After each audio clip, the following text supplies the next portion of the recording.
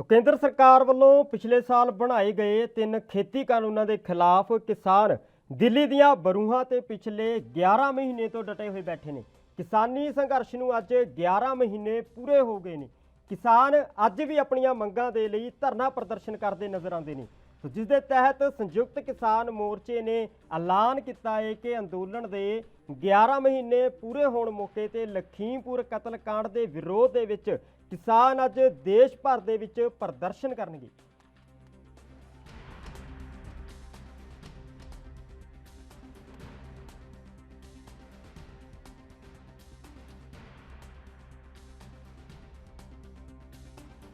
सो इसे खबर के उत्ते अमित कुमार तो विचार चर्चा कर लेने। जी अमित, अज 11 महीने किसान अंदोलन नूं पूरे हो चुके हैं, पर केंद्र की सरकार दे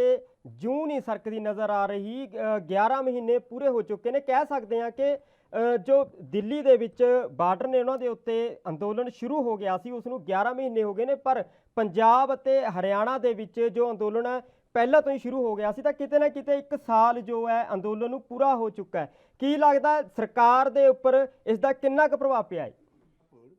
देखिए, अगर हम बात करते हैं कि आंदोलन कितना just लंबा चल arriving रहा है, at तो hotel 3 in महीने अगर हम Jalandhar, कहें I बॉर्डर्स felt में खड़े हुए 50% of किसानों my के job 11 महीने was भले ही हो finished चुके हैं, because पर बॉर्डर से जाने से पहले 3 महीने से लोकल लेवल पे किसान संघर्ष कर रहे थे। मैं सीधे तौर पे बात करूं कि पंजाब में 3 महीने लगातार ट्रैक्स पे अलग अलग जगहों पे किसान लगातार संघर्ष करते रहे। हरियाणा में, यूपी में, हर जगह लगभग 3 महीने अब और जोड़ सकते हैं, मतलब साल से ऊपर किसानों को संघर्ष करते हो गया है। वहीं आज की हम बात करते हैं, आज का दिन भी बहुत ज्यादा जोरी एक तरह से हम कहते हैं किसान मान रहे हैं, क्योंकि आज उनकी तरफ से जो कॉल दी गई है वो यूपी में और पूरे भारत में तहसीलों का घेराव किया गया और इसका एक ही मकसद रखा गया है कि जो गृह मंत्री, अगर हम कहें कि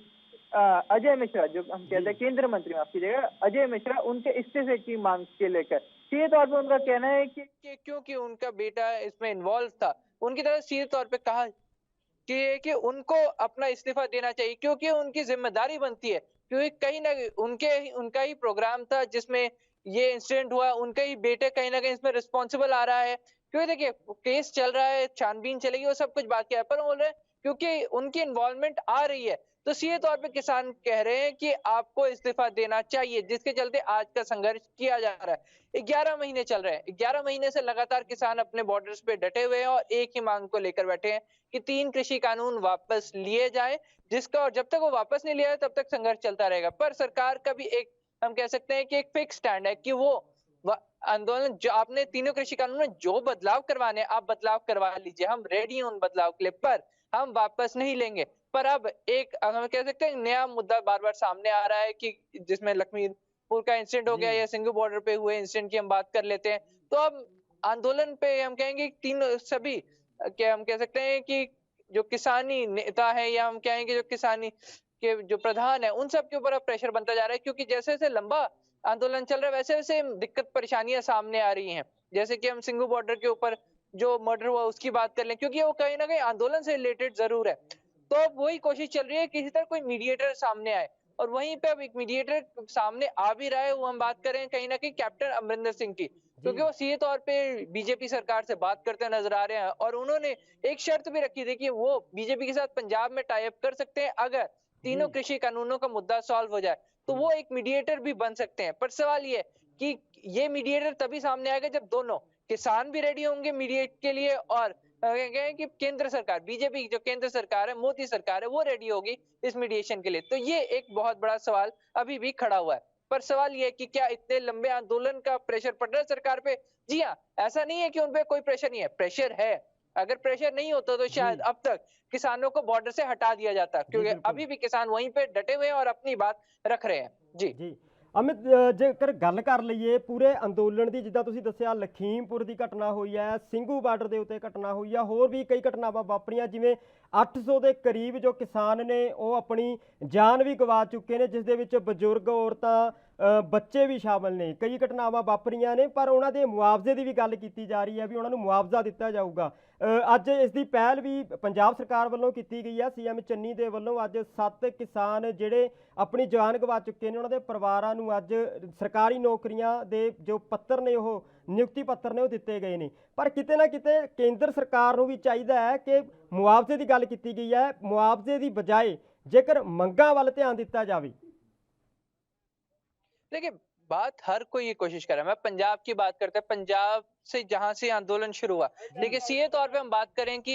तीनों कानून के विरुद्ध जो आंदोलन शुरू हुआ है वो पंजाब से शुरू हुआ था। बेस ग्राउंड यहाँ पे ही तैयार हुआ, तो हम सीधे तौर पे कह सकते हैं कि यहाँ से ही आंदोलन उठ के अब वहां तक दिल्ली बॉर्डर तक गया। इसी में शुरू से ही पंजाब में, क्योंकि एक खेती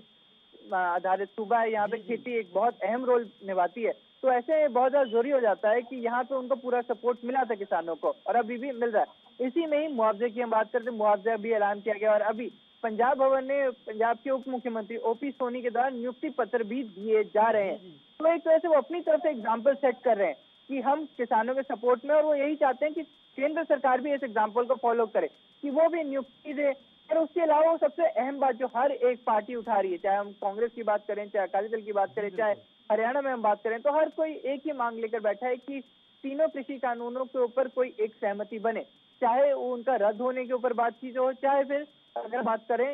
कि इनको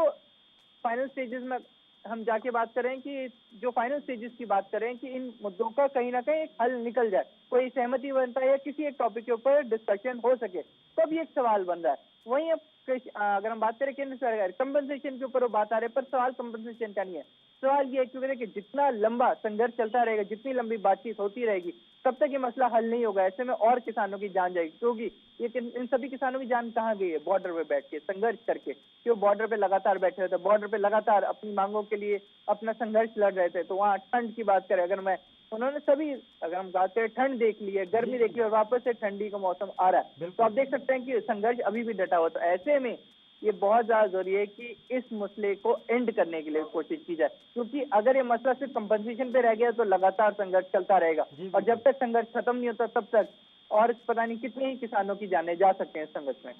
जी बिल्कुल। जे अमित गल कर लीए इस अंदोलन की, तो ये मुआवजे की गल की गई है, तो उत्थे लखीमपुर घटना भी वापरदी है, ਸਿੰਘੂ बार्डर के उत्ते भी जो है वापरदी है, तो कैप्टन अमरिंदर सिंह वालों भी जिद्दां तुसीं दस्सिआ है कि ऐलान किया गया सीगा कि वो गठजोड़ कर सकते हैं जेकर किसानां दीआं जो मंगां ने उसनूं मन लिया जाता है। तो किसानां दे वल्लों भी जिद्दां पिछले दिनां दे विच भारत बंद किया गया सी, रेल आवाजाही ठप्प की गई सी, महापंचायतां जो कि लगातार बुलाईਆਂ जा रही सीगियां, पर किते ना किते सरकार दे उत्ते दबाव पाउण दी पूरी कोशिश की गई सी, पर अड़ियल रवैया जो केंद्र सरकार बना रही है, तो उत्थे ही किसान भी डटे हुए दिखाई दे रहे हैं। तो की लगता है भी यह अंदोलन होर कितना देर चल सकता है? देखिए, और कितना देर चल सकता है ये एक बहुत बड़ा सवाल है, क्योंकि ये किसानों के ऊपर है। क्योंकि किसान सीधे तौर पे कहते हैं कि अगर हम अब हट गए तो हम खत्म हो जाएंगे। जब आंदोलन शुरू हुआ था तब बात की गई थी कि शायद महीना, हफ्ता, 2 हफ्ता चलेगा, पर वही हफ्ते 2 हफ्ते की बात चलते चलते अब 11 महीने पे पहुंच चुकी है, और 11 महीने से लगातार आंदोलन चल रहा है। तो एक एग्जाम्पल किसान ऑलरेडी सेट कर चुके हैं कि हम तब तक पीछे नहीं हटते जब तक हमारी मांगे पूरी नहीं होती। अब ये आप देख सकते हैं कि साल, 1.5 साल, या फिर हम कहें कि 2022 के चुनावों तक भी, क्योंकि ये भी कई अहम फैक्टर्स हैं। देखिए, चुनाव भी एक बहुत अहम फैक्टर बन जाता है किसी आंदोलन के, और एक लंबा संघर्ष चल रहा है जहाँ कहीं ना किसी को भी शायद ये उम्मीद नहीं थी कि आंदोलन इतना लंबा चल जाएगा। जब आंदोलन शुरू होता था तब किसान भी बोल के चले थे कि हम अपने साथ 6 महीने का राशन लेके जा रहे हैं, पर अगर और जरूरत पड़ी तो पीछे पंजाब से, हमारे अपने घरों से, हमारे अपने गांव से हमारी सपोर्ट आ जाएगी, और वो सपोर्ट आती रही है। ये एक एग्जाम्पल सीधे तौर पर दिख रहा है कि 11 महीने का जो आंदोलन चल रहा है, अभी भी किसानों को पूरा सपोर्ट मिल रहा है। तो सवाल यही है, आंदोलन लंबा चलेगा, आंदोलन की एंडिंग डेट हम अनाउंस नहीं कर सकते, हम बता नहीं सकते, क्योंकि जब तक शायद कोई, हम कह सकते हैं कि कोई वापता नहीं बनता या कोई रास्ता नहीं बन पाता, चाहे हम किसानों की बात करें, चाहे बीजेपी सरकार की है, जब तक इनके बीच में कोई मीडिएटर या फिर कोई फाइनल फैसला नहीं होता, तब तक हम कह सकते हैं कि आंदोलन खत्म नहीं होने वाला। पर अब सवाल ये है कि देखिए, किसान अपनी तरफ से स्टैंड दे चुके हैं, अपना फैसला सुना चुके हैं। बात आती है बीजेपी सरकार पे, सरकार अपनी तरफ से भी वो बार बार बोल रही है कि हम रेडी हैं टॉक करने के लिए, हम बातचीत करने के लिए, पर आप एक हल तो लेके आए। अब सवाल ये होता है कि हल लेके कौन आता है? क्या किसान वो हल लेके आते हैं या फिर खुद बीजेपी सरकार एक हल लेके आती है, जी, क्योंकि बिल्कुल। एक हल या एक मीडिएटर की बहुत ज्यादा जरूरत है, जो ये चीज लाए कि एक मिडिल ग्राउंड लाए, जहाँ पे दोनों ही पक्ष खुश हो सकें। क्योंकि जब तक दोनों ही, देखिए केंद्र सरकार अपनी जगह अपना स्टैंड लेके जी। खड़ी है, किसान अपना स्टैंड लेके खड़ी है, तो एक मिडिल ग्राउंड रीच करने की जरूरत है, क्योंकि दोनों ही पक्ष अपने अपने स्टैंड पे हैं और दोनों ही पीछे हटने का नाम नहीं ले रहे हैं। तो अब एक मिडिल मैन चाहिए जो दोनों को सेटिस्फाई कर सके। ਜੀ ਬਿਲਕੁਲ ਅਮਿਤ, ਬਹੁਤ ਬਹੁਤ ਸ਼ੁਕਰੀਆ ਇਸ तमाम ਜਾਣਕਾਰੀ ਦੇ ਵਾਸਤੇ। ਸੋ ਅਮਿਤ ਸਾਡੇ ਨਾਲ ਇਸ ਖਬਰ ਦੇ ਉੱਤੇ ਜੁੜੇ ਹੋਏ ਸੀ ਤੇ ਲਗਾਤਾਰ ਅੱਜ ਕਹਿ ਸਕਦੇ ਹਾਂ ਕਿ 1 ਸਾਲ ਜੋ ਹੈ ਉਹ ਪੂਰਾ ਹੋ ਚੁੱਕਿਆ ਕਿਸਾਨੀ ਅੰਦੋਲਨ ਨੂੰ, ਪਰ ਹਾਲੇ ਤੱਕ ਵੀ ਕਿਸਾਨ ਅਤੇ ਸਰਕਾਰ ਦੇ ਵਿੱਚ ਜੋ ਟਕਰਾਅ ਦੀ ਸਥਿਤੀ ਹੈ ਉਹ ਲਗਾਤਾਰ ਬਣੀ ਹੋਈ ਹੈ।